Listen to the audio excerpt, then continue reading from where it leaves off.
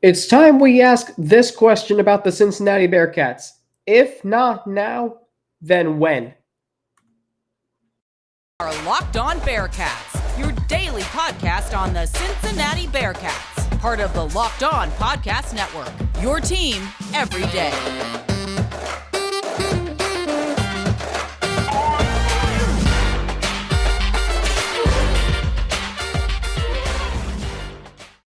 All right, start of a new week. Thanks so much for making Locked On Bearcats your first listen of every day on this Monday.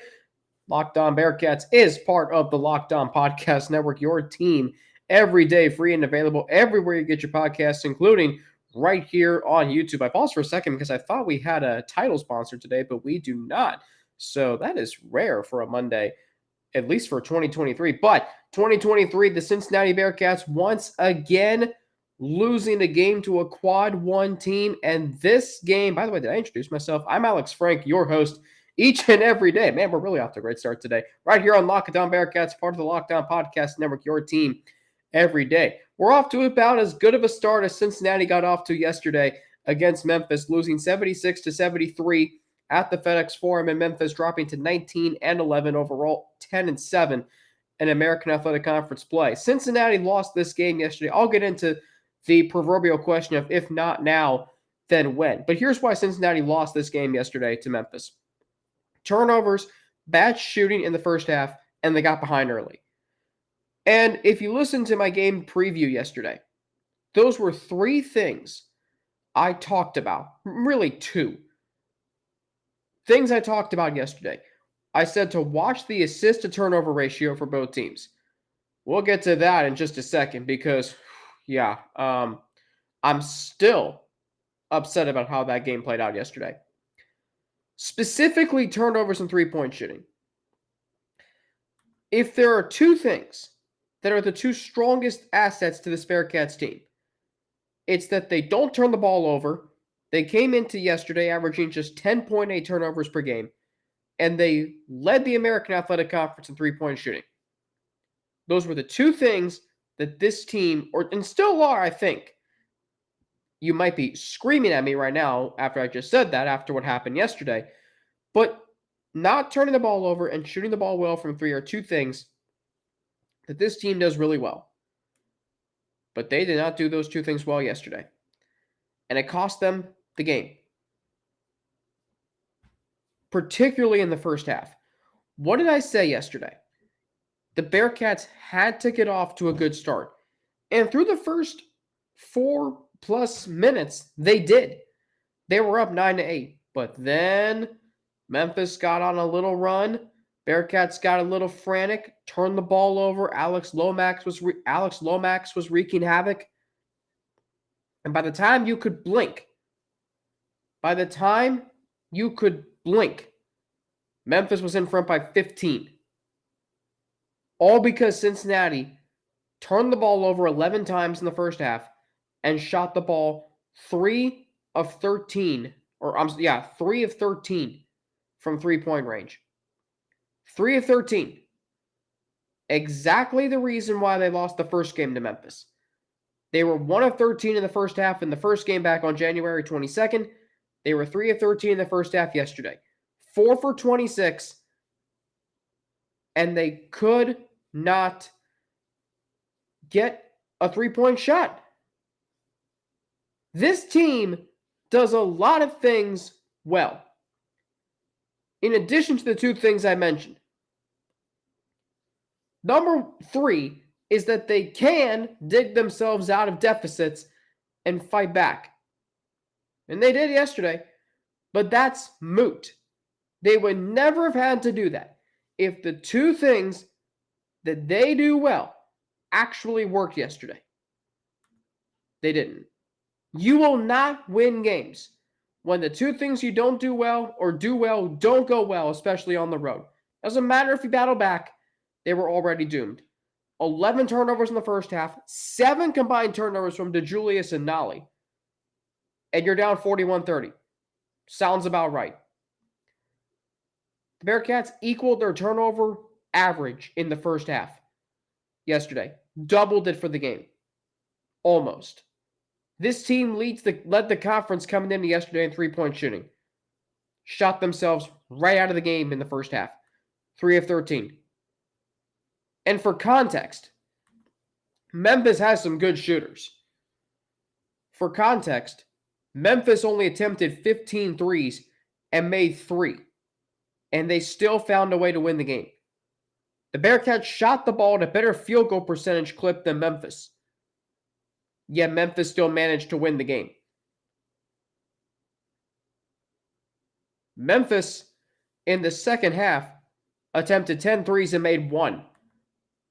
They were 2 of 5 in the first half. The Bearcats went 7 of 14 in the second half. Yet Memphis still won the game. Because Memphis did the little things. Not turn the ball over. Make their free throws. And that's another thing. Jeremiah Davenport and Micah Adams-Woods, 88 and 87% free throw shooters coming in yesterday. Both missing the front ends of 1-and-1s. If those go in, that game turns out differently. But the Bearcats would never have been in that situation where they had to rely on those guys to make their free throws if they had not turned the ball over. You shave the 20 turnovers a quarter, the Bearcats win the game, or at least get it to overtime. You shave the turnovers in half, Bearcats win the game. That's what's most frustrating about this loss to me. That is what's most frustrating. This is a game they should have won. Not they could have won. They should have won. Wes Miller said on Wednesday they need to share the ball better and that their identity is a jump shooting team. Guess what? Both those things cost the Bearcats the game yesterday. It's so frustrating. Yes, they battled back and they made things interesting. And they did actually have a chance to tie the game. But come on. That game, you really can look at it two different ways. Either A, the Bearcats should have lost that game by 20, or B, they should have won the game. They could have won the game because they did a lot of things well in the second half. They scored 43 points, yet still didn't win the game. I'm sick and tired of this team scoring 43 points in the second half and losing, or 63 points at Arizona and losing because of the greatest second half shooting performance I've seen in recent memory. It's always something. This team does a lot of things well, and I so want to think this team is going to turn the corner. They haven't. They have not. And I'm finally going to get to that proverbial question. If not now, when? I'll do that after I tell you how this episode of Locked On Bearcats is brought to you by Built Bar. Looking for a delicious treat but don't want all of the fat and calories? Then you got to try a Built Bar. We just got through the holidays, and I know my goal is to eat a little healthier this year. If you're like me, where you want to eat healthier but don't want to compromise taste, then man, I've got just the thing for you. You got to try Built. With Built, healthy's actually tasty. Seriously, they're so delicious you won't think they're good for you. Perfect for your New Year's resolution. Are we still making those? What makes Built Bar so good? Well, for starters, they're all covered in 100% real chocolate. That's right, real chocolate. And they come in unbelievable flavors like churro, peanut butter brownie, and coconut almond. I'm not sure how Built does it, but these bars actually taste like a candy bar while maintaining amazing macros. And what's even better is that they are healthy. Only 130 calories and 4 grams of sugar with a whopping 17 grams of protein. And now you don't need to wait around and get a box for years. We've been talking about ordering your Built Bars at Built.com. Now you can get them at your local Walmart or Sam's Club. That's right. It's your nearest Walmart today. Walk to the pharmacy section and grab yourself a box of Built Bars. You can pick up a 4-bar box of cookies and cream, double chocolate, or coconut puffs. If you're close to Sam's Club, run in and grab a 13-bar box with our hit flavors, brownie batter and churro. You can thank me later. And thanks again for making Locked On Bearcats your first listen every day. Make sure you check out our brand new podcast, Locked On College Basketball, everything you need to know about college basketball in one place. Plus, hear from big-name experts, insiders, coaches, and players. Locked On College Basketball, available on YouTube and wherever you get your podcast. This is the best time of the year because you've got 300-some conference tournament games that start tonight. You've got the ASUN tournament, the first round, if you're interested. The first round of the ASUN tournament gets underway tonight. That conference is really interesting. You have 14 teams, but only 10 teams, at least this year, made the tournament. So you've got what tonight? You've got the first round Florida Gulf Coast against Queens University, and then Bellarmine against North Florida. And what's interesting about Queens and Bellarmine is they aren't eligible for the NCAA tournament because they're still transitioning from D2 to D1. So if one of those teams wins the tournament, the regular season champion gets the automatic bid. How about that? Anyway, Cincinnati, if they are going to go to the NCAA tournament now, they're going to have to win the conference tournament. That's been in reality for about a month. You've heard me say for 4 months, this team is going to turn a corner. This team is going to break through. I've said it for 4 months. I firmly believed it all season. And I still think they can, but they haven't. And their only hope now of a breakthrough is winning the conference tournament. And here's the thing. At the time of this recording, and by this time next week, by the time you're listening to this, we'll know the bracket for the American Conference Tournament. But if we look at the conference standings, Cincinnati is still in 4th place. Tulane just dropped to 10-5. So there's still that chance that Cincinnati could land a 3 seed in the tournament. First, they got to beat SMU. Tulane's got 3 games remaining. They got to win, it's either 1 or 2 to be that 3 seed. Cincinnati right now is a 4 seed. Temple's the 5 seed. There's still that chance Wichita State could pass Temple. I don't think that's going to happen. But you're going to be facing, most likely, a very physical Temple team who just took you 15 rounds on Wednesday night. If you're going to break through in the conference tournament, you're going to have to get through Temple in your first game. And then you're going to be 2 wins away from the NCAA tournament. Which, as crazy as this season, as that might sound to you, it's actually going to be a reality. And this team has what it takes to win the conference tournament. They have what it takes. But then you ask yourself, do they? Do they really? Because this team does not do the things it does well in big games. If this were any normal game, you would see 3-point shots going in. You would see defense. You would see rebounding. You'd see free throw shooting. You'd see a lot of things that this team does well. You'd see sharing the ball. Landers Nolley turned the ball over 5 times on Sunday. And the Memphis crowd was booing him. And Dan Horde and Terry Nelson were talking on the radio broadcast that might have gotten into his head. You can't have that. You can't have your best player have something like that get into his head. Joe Burrow gets booed. Tom Brady gets booed everywhere he goes. Roger Goodell probably gets booed by his own wife. You think he still does his job? I mean, you can question how he does his job, but he still does it. You got to go out there and do the same things that you normally do. It doesn't matter if you're playing in Memphis or not. The Bearcats needed Landers Nolley yesterday, and they did not get the best version of him. Excuse me. This loss hurts more because, again, it's not that the Bearcats could have won this game. It's that they should have won this game. Because I was talking with Zach Freese during the game, my former co-host of Bearcast Media, who you've heard on this show. And I said, when the Memphis went up by 15 in the first half, I said, is Memphis that much better than Cincinnati? And Zach said, no, they were just playing sloppy. And at times, it looked like they were giving the game away. The Bearcats were blatantly throwing passes to the Memphis defense. You're not going to win games like that. I'm sorry. You're not going to win games like that. It doesn't matter if you go 7-14 in the second half from 3. It doesn't matter if you make a lot of scrappy plays down the stretch. And don't say, well, if Jeremiah and Micah make their free throws, no. They wouldn't have been in that position in the first place. See, one thing I've always said is, I always say this about officials. Don't put yourself in a position where the officials have to make the right call. Don't put yourself in a position where your best players have to make their free throws. Because there is that chance they could miss, and both did. And yes, it was crushing because the Bearcats had some momentum. They had a tangible chance to get back into the game. It does not matter, though, because they should have not have been in that position.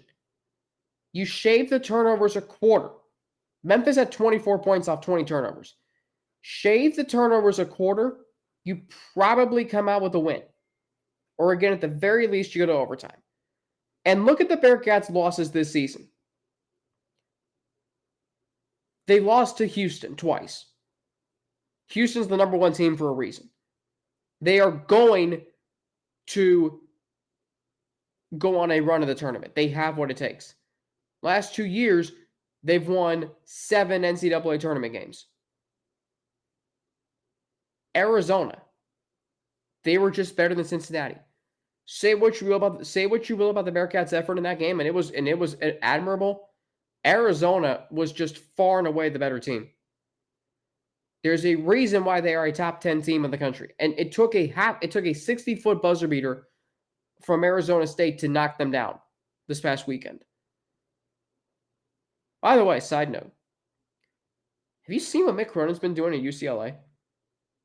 You laughed at them early on. They just won the Pac-12 regular season title. That has not been done at UCLA since 2012-13. They have a legitimate chance this March to do something really special.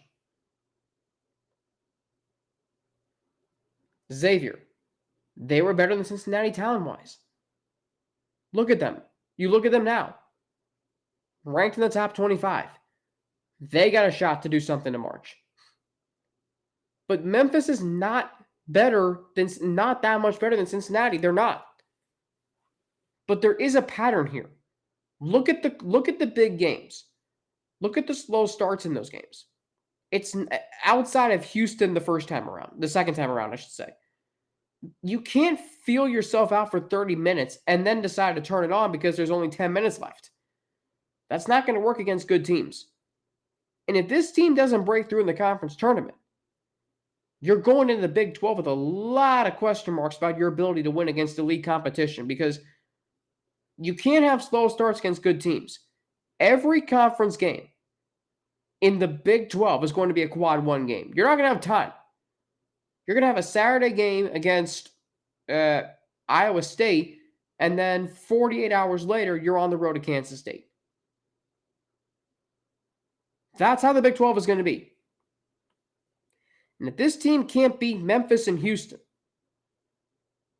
what are they going to do when they face Kansas twice a year? You get off to a slow start against Kansas, have fun. You get off to a slow start against Baylor, have fun. That's what it's going to be like in the Big 12 next year. Coming up, 3 stars of the game. And this is going to be an interesting 3 stars of the game. I'll get into that after a word from 2 of our sponsors. Let's get into it. 3 stars of the game, if there are even 3 stars of the game. I will say this, David DeJulius, even in a quote-unquote bad game, he still had 16 points to lead the team. And by the way, he had 6 rebounds and 6 assists. But the key thing about DeJulius, you look at him right now, he is in a slump from three-point range. And it is something that he has struggled with throughout his time with Cincinnati. But we look at what David DeJulius has done from three-point range. He didn't have a three-point shot attempt against UCF last week. But this past weekend against Temple and Memphis, 2 of 12 from 3. And before that, he had 3-point marks of 1 of 5 against ECU. So he's essentially in his last 4 games, 3 of 17 from 3. Somehow he's still shooting 37.5% from 3, partially because he had 4 of 11 against Tulane, 4 of 6 against UCF. Then he had, a stretch where he was 2 of 2, 1 of 2, 2 of 3. But there are some games from 3-point range he's had this year that haven't been that great. So there's still that feeling of, yes, he's the leader of this team, but you kind of want to see more from him, especially in a game today. You know, I mean, talk about turning the ball over 3 times. Talk about having 6 assists. And yes, it continues his active streak of games with 5 or more assists. He's up to 157 on the season. But you got to be a little more assertive. Same with Landers Nolly. 13 points, fine. 5 of 12 from the field, though. 6 rebounds, 3 assists. Turned the ball over 5 times in 36 minutes. That's not Landers Nolly. You know, he has this potential that we saw early on this season, but he hasn't capitalized on it yet. Mo Egger said it a few weeks ago on this show. He's got to be more assertive when the game gets hard. Bearcats have played in several hard games. Against Temple, he did be assertive in overtime. He hunted for his own shots and nailed 4-4. The Bearcats need that more from him. They've only got one more regular season game and then the conference tournament. Conference tournament is survive in advance. After Sunday, it is survive in advance. You win, you go on. Lose, well, I don't know if the Bearcats will even accept an NIT bid. I hope for my sake and the media's sake they do, so they can, keep covering the team and have content. But at the same time, last year, I believe they were offered a bid to maybe the CBI. And Wes Miller said, we don't play in those. I mean, something along those lines. And this program is not anywhere near able to play in the NCAA tournament right now, unless they win the conference tournament. And even then, what seed are they going to get? 11 and play in the first 4 against Kentucky or North Carolina? Yeah, that's exactly what you want. So, I mean, Nolly did have an okay game, but outside of David DeJulius, who do you go to for a star of the game? Micah Adams-Woods had 8 assists. That was key. Victor Locken had 9 rebounds and made an insane 3 to keep things alive with just seconds to go. But you want to talk about him. He missed a free throw. He has some turnovers. This team just has not put it all together yet. And I can sit up here again and tell you that they're going to, but you can scream back at me they're not going to. And that's totally fine. All I know is I've seen this team play at its best, and it's really good. They're a really good offensive team. They can play hard defensively. They've gotten better at rebounding. I mean, they won the rebound battle by 10 yesterday, and they still end up losing by 3. It's almost like the more you analyze the box score, you really start to ask yourself, how did they lose this game? Even with 20 turnovers. That number just still haunts me. 20 turnovers. I guarantee you that's not happening again. If the Bearcats lose before they win the conference tournament again, it won't be because they turn the ball over 20 times. It will be because they ran into a better team or they didn't do enough against Temple, which I don't think is going to happen.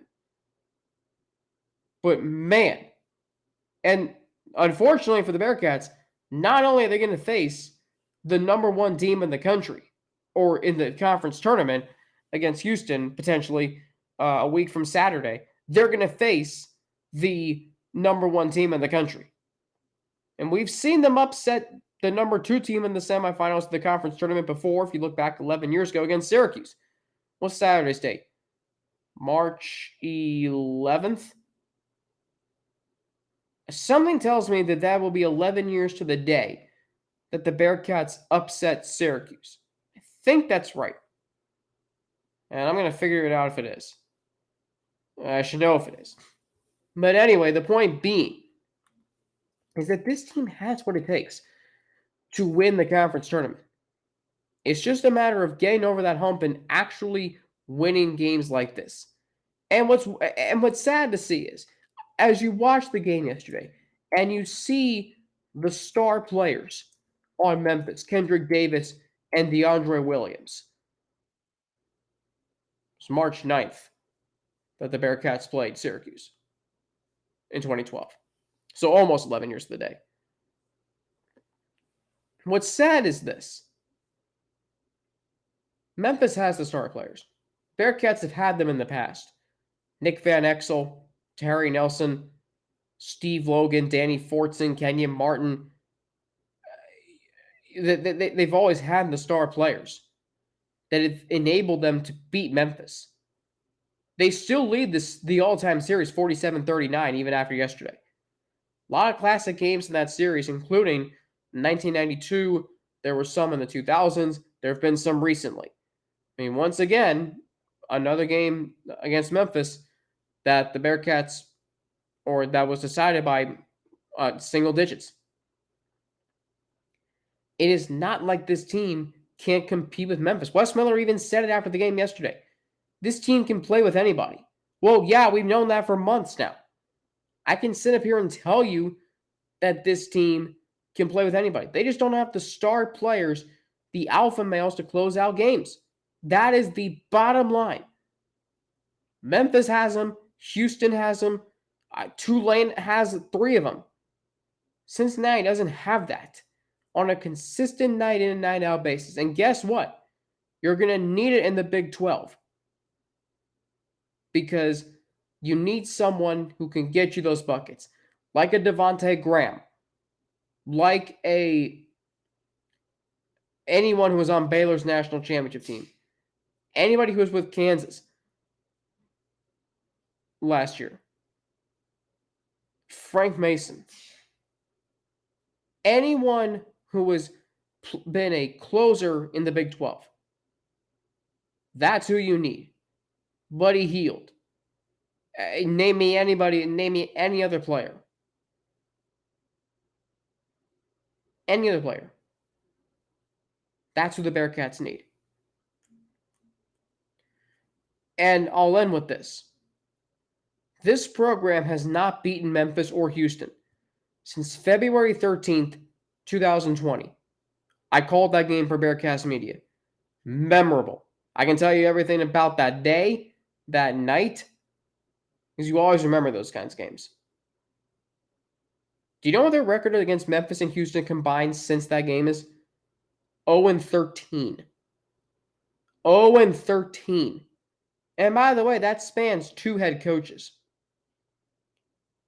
Just going to throw that out there. This program is no longer elite, even in the regular season. It used to be great in the regular season, but couldn't get it done in the postseason. Now, they're struggling to even have a shot at the postseason because of their struggles in the regular season.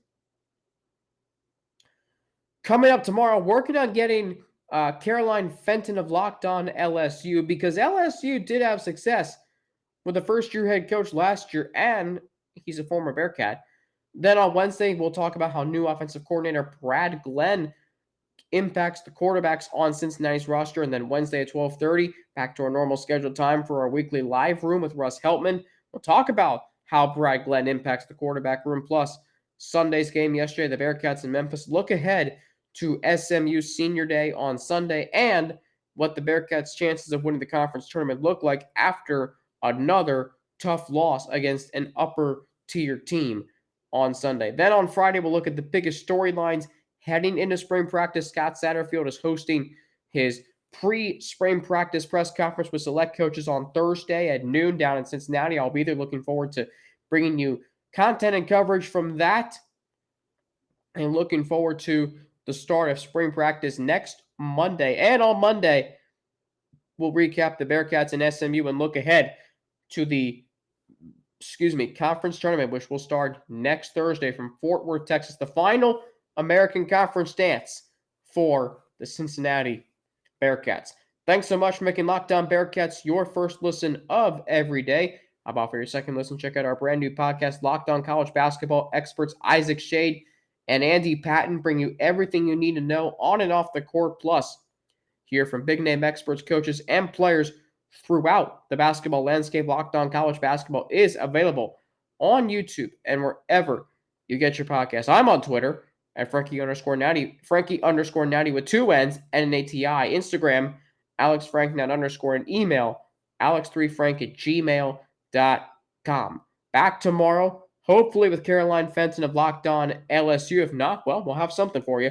So thanks for making Locked On Bearcats your first listen of every day. I'm Alex Frank for Locked On Bearcats. Have a great rest of your day, and I will talk to you tomorrow right here on Locked On Bearcats.